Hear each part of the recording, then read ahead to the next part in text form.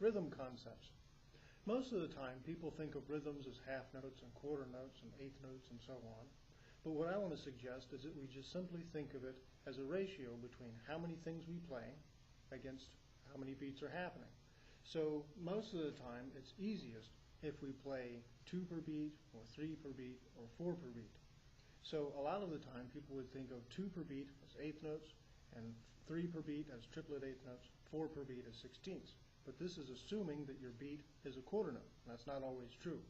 Plus, quarter notes and eighth notes and half notes and all that sort of stuff has to do with writing music. It doesn't really have anything to do with the playing of it. The playing of it is just a relationship. So, with that in mind, we're going to play some examples of 2 per beat, 3 per beat, and 4 per beat. So think of them that way, and it simplifies the matter. What we're going to be playing over is kind of a rock beat. I've got my keyboard set up, and it auto plays an accompaniment and so on, so we'll use that. And we're going to play over the G chord.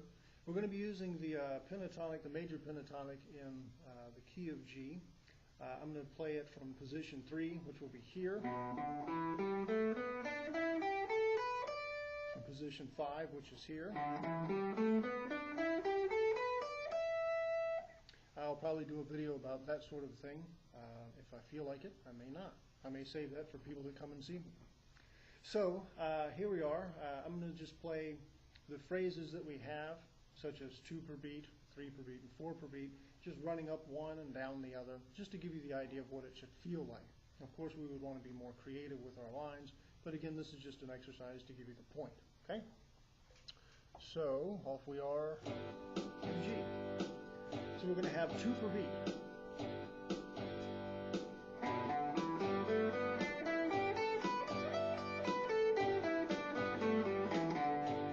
Okay?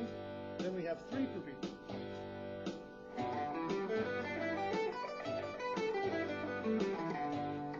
Okay? Then we have 4 per beat.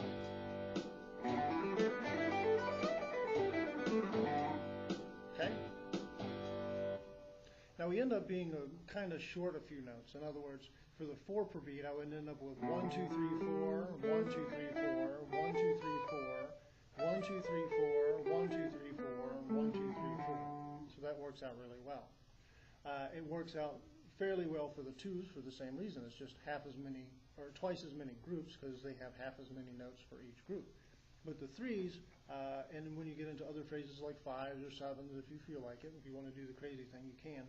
If we look at the phrase of 3, we have 1, 2, 3, 1, 2, 3, 1, 2, 3, 1, 2, 3, 1, 2, 3, 1, 2, 3, 1, 2, 3, 1, 2, 3. So they all work out really well. So anyway, give that a try, and good luck.